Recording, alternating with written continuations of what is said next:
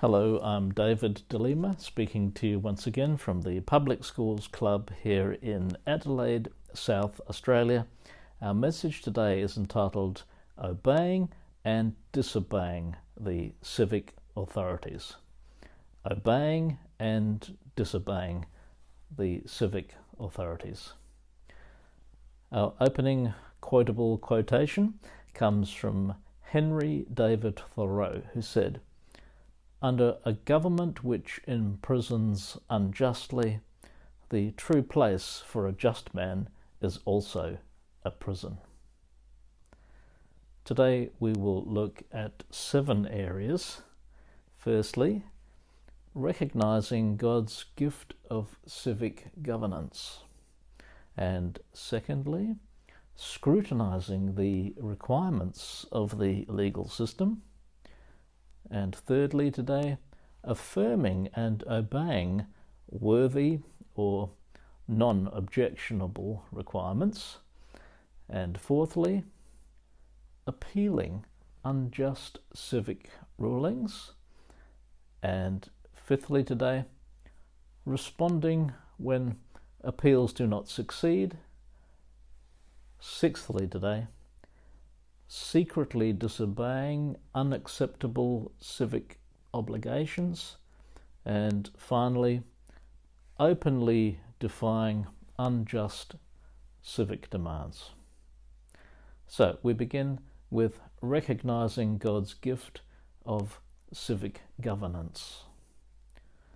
While civic authorities have often done unjust things, government is conceptually good and is to be received as one of God's gifts. So, our Lord Jesus affirmed civic authority, saying, "Give to Caesar what is Caesar's," as we read in Mark chapter 12, and telling Pontius Pilate that power is given to you from above. This is in John chapter 19. And similarly, the Apostle Paul stated, "There is no authority except that which God has established." This is Romans chapter 13. So, esteeming the civic authority, Paul said to Felix, the Roman governor of Judea, "I know that for a number of years you have been a judge over this nation, so I gladly make my defense." This is Acts chapter 24. And he also told Governor Festus, "I have done nothing wrong against Caesar." This is Acts chapter 25. Paul also upheld the value of standing before Caesar's court, where accused persons ought to be tried, he says in Acts chapter 25. And he politely told King Agrippa II, "I consider myself fortunate to stand before you today as I make my defense." This is Acts 26. So, as government is conceptually God-honouring, Peter wrote these words, "Submit yourselves for the Lord's sake to every authority instituted among men, whether to the king as the supreme authority or to governors who are sent by him." This is 1 Peter chapter 2. And Paul urged his friend Titus in the 3rd chapter of Paul's letter to Titus, remind the people to be subject to rulers and authorities. So, recognizing that the authorities that exist have been established by God, as Paul wrote to the Romans chapter 13, his people may assert his rule over the government, neither slavishly obeying the laws, nor dismissing them as either irrelevant or of the devil. Instead, we should scrutinize the various civic demands and obey worthy requirements while reforming unjust laws and, if necessary, engaging in open or secret civil disobedience. Turning now to scrutinising the requirements of the legal system. As Christians, we have a responsibility to recognise Jesus as Lord and to analyse carefully the various obligations imposed by governments. The Lord's ruling, "Give to Caesar what is Caesar's," which is in Mark chapter 12, this requires keen scrutiny as to what may be imposed legitimately by the state. And similarly, Jesus asked who should pay tax levied by the temple leaders under the supervision of Rome. He asks this question: from whom do the kings of the earth collect duty and taxes? From their own sons or from others? This is Matthew chapter 17. Though, he continued, the sons are exempt, Jesus told Peter to pay the tax for them so that we may not offend them. This is Matthew chapter 17 again, as the obligation of paying tax was worthy, or at least non-objectionable. So, applying that gracious approach, Jesus encouraged obedience to authority. Hear his words: "The teachers of the law and the Pharisees sit in Moses' seat, so you must obey them and do everything they tell you." This is Matthew chapter 23. But this is no call to blind or slavish obedience. Rather, it refers to heeding valid rules and regulations set up by the valid interpreters of the law of Moses. So, Jesus upheld the rule permitting the rescue of a sheep that falls into a pit on the Sabbath. This is Matthew chapter 12. But he rejected the rule that allowed divorce for any and every reason. This is Matthew 19. So, since the Lord's teaching opposes the idea of, shall we say, passive or unthinking or blind obedience, Christians should turn away from the commonly held principle, while the authority may err in commanding, the servant does not err in obeying. We can reject that principle. Instead of blindly obeying, which enables tyranny and ignorance and a failure to take responsibility, reason should ideally undergird obedience, as noted in a saying attributed to the Athenian reformer Solon from 638 to 558 BC, his dates. He said these words: "Rules are for the guidance of wise men and the blind obedience of fools." Wonderful saying. Rules are for the guidance of wise men and the blind obedience of fools. This applies even to military personnel. While they are expected to obey orders, they must also gain understanding so they can apply the orders flexibly in response to rapidly moving situations, including loss of communication with their superiors. Turning now to affirming and obeying worthy or non-objectionable requirements. When civic demands are less than ideal, but non-objectionable, we can obey them. In accord with the instruction that Paul gave, be careful to do what is right in the eyes of everybody. If it is possible, as far as it depends on you, live at peace with everyone. It's from Romans chapter 12. And when the civic requirements are worthy, God's people may obey and commend these as valid duties.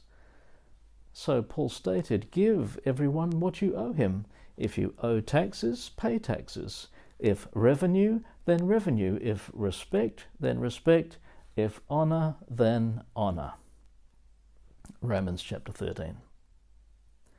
Turning now to appealing unjust civic rulings. So if God's people cannot accept civic demands, they should pray for wisdom, and wherever possible we should submissively and respectfully but forthrightly appeal the requirement and seek its reform, as in the following biblical examples. Think of the Israelite foremen who raised their concern in response to oppression in Egypt as they appealed to Pharaoh and told him, "Your servants are being beaten, but the fault is with your own people." This is Exodus chapter 5. And then Queen Esther responded to the unjust law of the Persian Empire, which threatened the lives of all the Jews. Having learned about this crisis, Esther urged the people of God to fast, and presumably to pray, and risking death by entering the presence of King Xerxes without invitation, Esther pleaded with the king, falling at his feet. This is in Esther chapter 4 and chapter 8. She earnestly petitioned him to pass another law, giving freedom to all of God's people in the empire. The king was so pleased with Esther that he upheld her appeal for the good of the Jews and indeed for the whole empire, which could not possibly prosper by killing the innocent. The resultant reversal of government policy exemplified a wisdom principle: through patience a ruler can be persuaded. Proverbs 25. And then think of the Apostle Paul, who exposed the unjust intent of Governor Festus and stated, "If the charges brought against me by these Jews are not true, no one has the right to hand me over." And so Paul appealed to Caesar. This is in Acts chapter 25. Turning now to responding when appeals do not succeed. Well, God's people in the modern democracies, we can use various opportunities to appeal and to reform unjust laws. Generally, we can do this without fear. But if such responses are not permitted by the state, or perhaps if the appeal is unsuccessful, then God's people may determine to quietly and secretly ignore such obligations, or we may openly and publicly disobey the civic leaders who have exceeded their legitimate authority. The consequent state prosecution and persecution may be borne most nobly, as we read, "It is commendable if a man bears up under the pain of unjust suffering because he is conscious of God." This is 1 Peter chapter 2. The peaceful refusal to cooperate with the unjust demands set by the civic leaders is called civil disobedience. Illegitimate demands may be disobeyed openly if opposition should be voiced publicly as a witness or as a testimony, or they can be disobeyed secretly if nothing is to be gained by making the matter open and public. We see both of those examples in the scriptures. So, secretly disobeying unacceptable civic obligations. In response to unjust civic demands, a secret refusal to obey can be necessary if no direct confrontation is needed or useful. So we read that the Hebrew midwives spoke shrewdly to Pharaoh after quietly refusing to kill the newborn Hebrew boys. This is Exodus chapter 1. And indeed, the mother of Moses, she secretly hid her newborn son. This is chapter 1 and chapter 2 of Exodus. And then we read about Rahab, the prostitute, who engaged in surreptitious civil disobedience, giving the Israelite spies protection inside the city of Jericho and delivering them from harm. We read this in Joshua chapter 2. And then Daniel, in the 6th chapter of his book, we read that he prayed privately and secretly, but illegally. And then we read about the Magi, who furtively disregarded King Herod's false request to know where to find Christ. This is Matthew chapter 2. And in that same chapter we read that Mary and Joseph fled with the infant Jesus, escaping Herod's men. And then we also read that in Syria, Paul escaped persecution. In Damascus, the governor under King Aretas had the city of the Damascenes guarded in order to arrest me, but I was lowered in a basket from a window in the wall and slipped through his hands, Paul writes. This is 2 Corinthians, the second letter to the Corinthians, chapter 11. And finally today, openly defying unjust civic demands. Well, if unjust civic requirements are to be confronted, open disobedience may be warranted as a public testimony or witness. So we see Moses boldly telling Pharaoh repeatedly, "Let my people go," in Exodus chapter 5 and Exodus 14. And we see Mordecai, who refused to honour Haman, in the book of Esther, chapter 3 and chapter 5. And we see Shadrach and Meshach and Abednego, who would not worship the king's statue, we read in Daniel chapter 3. And then our Lord Jesus, he cleared the court of the Gentiles, we read in Matthew chapter 11. And he refused to answer the high priest. He refused to answer Pontius Pilate, in chapter 15 of the book of Mark, and he refused to answer Herod the Tetrach in Luke chapter 23, whom he called that fox in chapter 13 of Luke. And contrary to Leviticus chapter 5, Jesus touched a leper to give him healing, according to Matthew chapter 8, though he could heal by a simple word of command, again in chapter 8. And then Peter and John rebuked the Jewish leaders, saying, "Judge for yourselves whether it is right in God's sight to obey you rather than God. We must obey God rather than men."